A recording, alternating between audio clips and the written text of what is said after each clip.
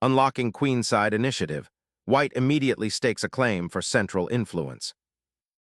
Immediately contesting the center, e5 boldly establishes a central pawn presence and opens diagonals for bishops.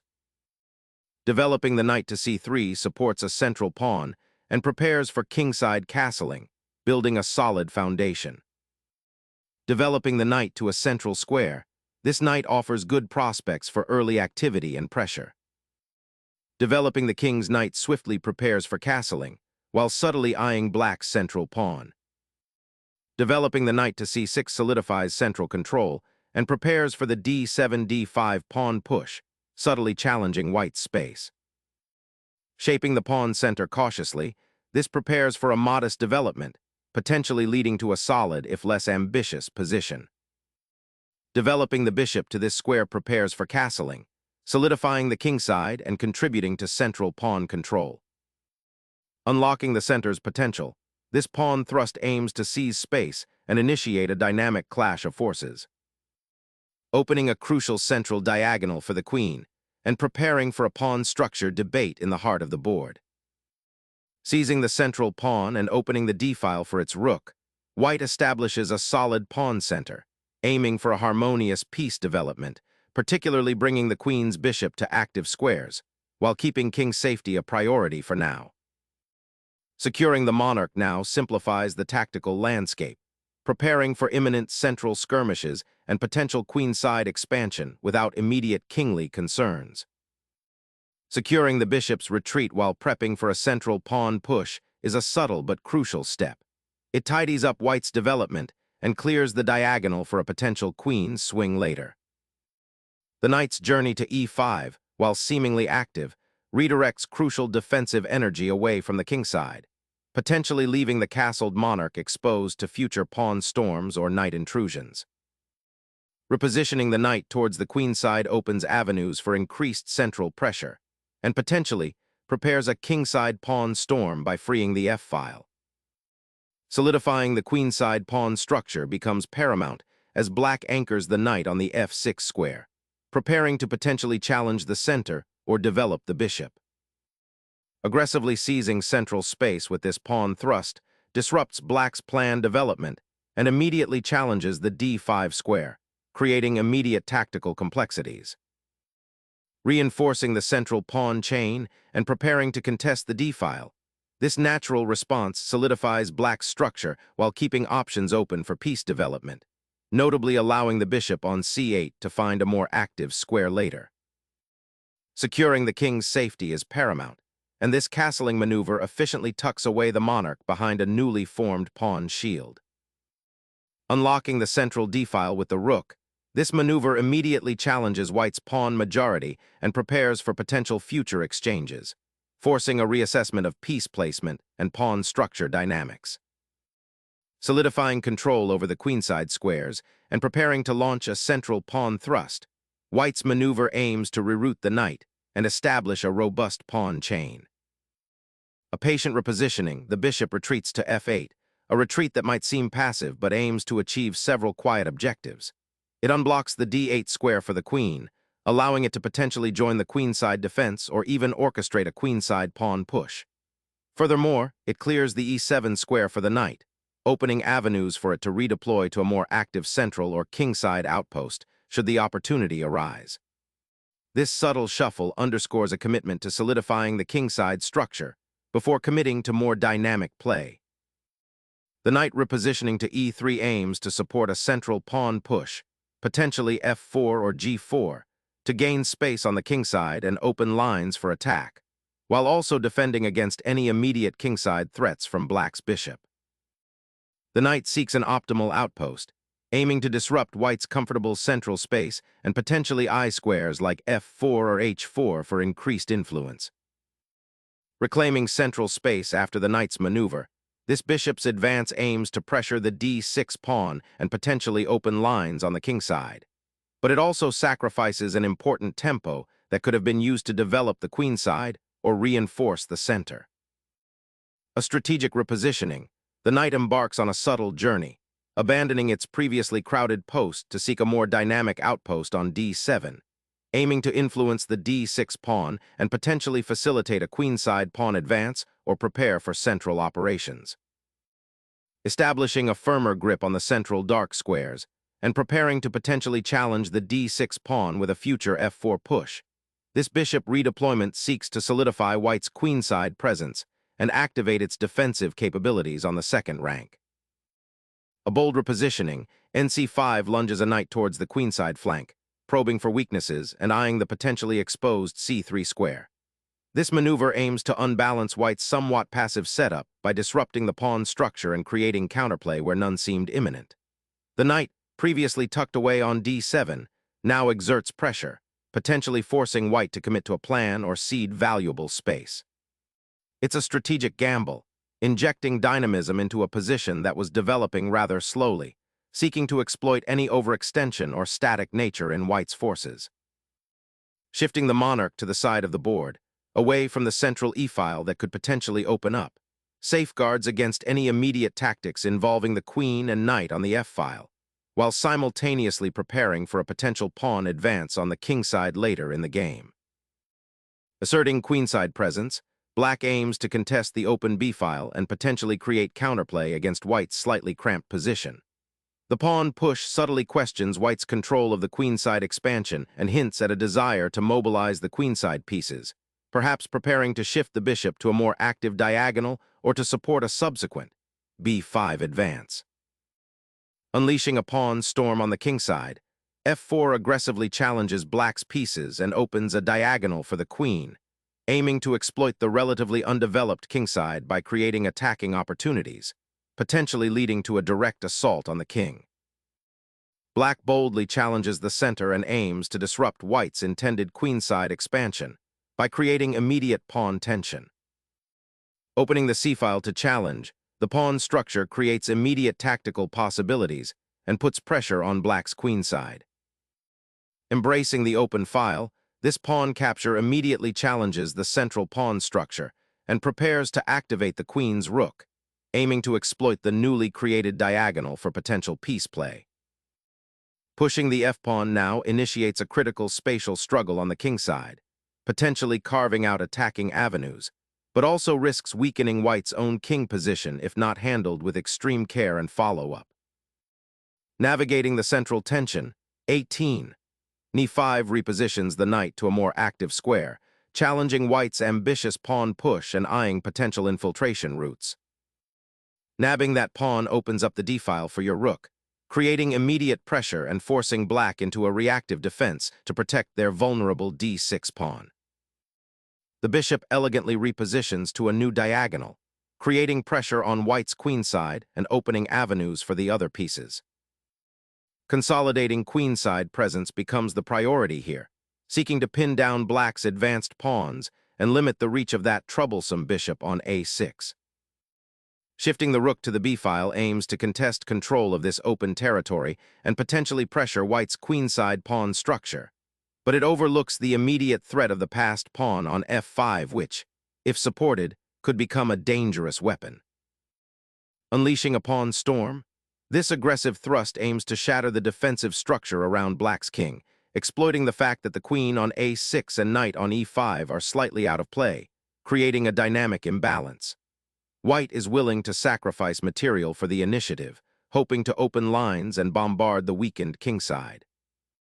The knight's repositioning on b5 finally pays off, forcing the bishop to sacrifice itself to prevent a devastating pawn advance that would have strangled black's queenside, offering some much-needed counterplay against white's centralized pieces. Instigating a daring pawn thrust, white aims to pry open lines towards black's kingside, a calculated risk that disrupts the delicate pawn structure and immediately challenges black's coordination. This aggressive pawn advance, while potentially creating weaknesses on white's own queenside, is designed to inject immediate dynamism into a position that has seen a degree of maneuvering. It forces black to confront a new tactical reality, demanding precise calculation and a sharp eye for counterplay. The aim is to seize the initiative and prevent black from consolidating their pieces. Reclaiming the passed pawn is a decisive strategic imperative, aiming to untangle the queenside and potentially activate the rook for future offensive operations, while simultaneously questioning the stability of white's newly created pawn chain. The pawn sacrifice for initiative is a bold gambit, aiming to shatter black's pawn structure and expose their king. White's advance transforms the position into a race, prioritizing activity over material. The ensuing complications will likely favor the player with the clearer attacking plan. By opening the f-file, white seeks to unleash the rook and pressure the vulnerable dark squares around the black king. This aggressive pawn push might create new weaknesses for white too, demanding precise calculation to exploit any positional imbalances. Consider the potential discovered attacks and tactical shots this pawn sacrifice might enable for both sides. Black recaptures the pawn, but the piece exchange simplifies the position and opens the g-file, potentially creating a direct line towards the king if white's king remains on h1. This move prepares to contest the open file, a crucial element in the ensuing middle game. Securing the advanced knight on f5 creates immediate pressure, potentially pinning the e7 bishop or forcing a difficult decision for black regarding the defense of the g7 pawn. A surprising gambit is offered, sacrificing the rook to disrupt white's central pawn structure and open lines for counterplay. Consolidating the bishop's influence along this newly opened diagonal becomes paramount, reinforcing the pressure on black's queen side. A bold attempt to untangle black's pieces, seeking to activate the trapped rook and potentially challenge white's central control, though it surrenders key squares and invites further positional pressure. White decisively claims the open c-file, seizing a crucial advantage that will pressure black's queenside structure and potentially create attacking chances on the file. Unleashing the queen to the center, aiming to exploit the slightly exposed white king and create immediate counterplay along the open files, though it risks some tactical complications and potential early piece exchanges. Reestablishing the bishop's influence on the long diagonal, aiming to support the d4 pawn and potentially challenge black's queenside structure. The queen's bold excursion to g4 aggressively probes the kingside, seeking out potential weaknesses, but it may overextend itself, leaving its own regal protector vulnerable to the looming threats on the queenside, particularly the open b-file. Exchanging queens here simplifies the position dramatically, potentially ushering in an endgame where white's passed pawn on the f-file might become a significant factor, though black's active pieces, particularly the rook on e6, will require careful handling. Regaining a sacrificed knight, the black queen now occupies a very active central square, eyeing potential targets around white's uncastled king and challenging for control of the critical center. Initiating a decisive exchange here aims to simplify into an endgame where white's active knight can exploit black's potentially awkward pawn structure and exposed king. A desperate king gambit is presented here, exposing the monarch to immense danger and opening the door for a decisive attack. Pushing the h-pawn now reveals a latent vulnerability around the white king, creating a potential shadow that the black pieces could exploit if not carefully managed, even though it initially gains some space on the king side. The knight's retreat to e5 fundamentally reconfigures the central tension, creating a potential outpost for a piece while simultaneously repositioning for a more active role, perhaps supporting a future pawn push or contesting key squares. Opening the b-file creates immediate pressure on black's queenside pawns, potentially forcing concessions or weakening their structure to establish an outpost for the knight. Black's knight embarks on a journey to the rim, seeking to bolster the pawn chain and potentially disrupt white's queenside structure. Repositioning the rook to the active 6th rank significantly increases pressure on black's somewhat exposed king, creating immediate tactical possibilities and threatening to infiltrate black's queenside defenses. Bringing the knight back to a more active central square, this repositioning aims to bolster the weak d6 pawn and contest the open b-file more effectively, potentially creating counterplay and disrupting white's initiative. Asserting dominance over the 7th rank, this rook maneuver prepares to exploit the weakened dark squares and potentially establish a formidable outpost, while simultaneously discouraging any forward pawn thrusts from the opponent. Repositioning the knight to c8 is a strategic retreat, aiming to free the b6 knight for more active squares while simultaneously defending the vulnerable b7 pawn from the aggressive rook on a7, signaling a potential endgame shift where pawn structure and piece activity become paramount. The rook's audacious leap to the 7th rank creates a palpable tension, aiming to exploit the exposed dark squares around black's king and potentially cut off escape routes. The rook's repositioning to the 7th rank might seem passive, yet it skillfully aims to disrupt white's pawn structure, potentially creating weaknesses on the queen side or even preparing for a future pawn push. Initiating a central pawn push to dislodge the rook from its aggressive post on the 7th rank and potentially open lines for further piece activity. The rook now abandons its outpost on the 7th rank, a necessary retreat to avoid further exchange and secure its position.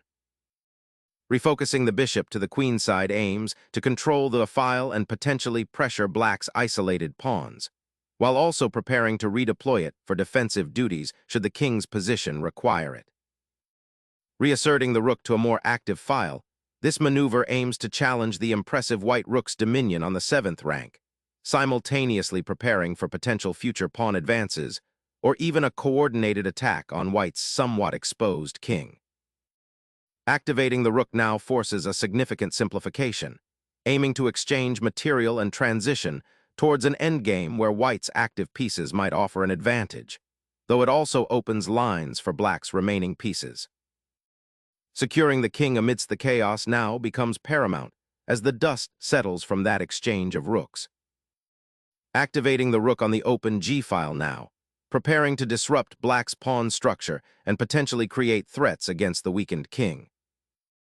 Bringing the king to the center of the board now feels like a risky proposition, exposing it to potential threats, though it does prepare for engagement in the upcoming endgame activities. The rook's anchoring presence on the 8th rank creates a persistent threat, aiming to exploit the awkward placement of black's beleaguered king and potentially isolate it further. Struggling to find a safe haven for the rook after its king's desperate flight, the piece retreats to the 8th rank, a strategic concession that cedes significant control of the open file to the opposing rook and allows white's king to creep closer to the center. Unleashing a potent diagonal attack, white forces the black king out of its sanctuary and exposes critical weaknesses, initiating a dangerous phase where every tempo counts and defensive coordination becomes paramount. The king ventures into the open, seeking a safer haven from the aggressive rook and bishop pairing, a common risk when defending a weak pawn structure. Unleashing the rook to the 7th rank clamps down on black's position, limiting piece mobility and preparing for a potential infiltration or simply suffocating any counterplay.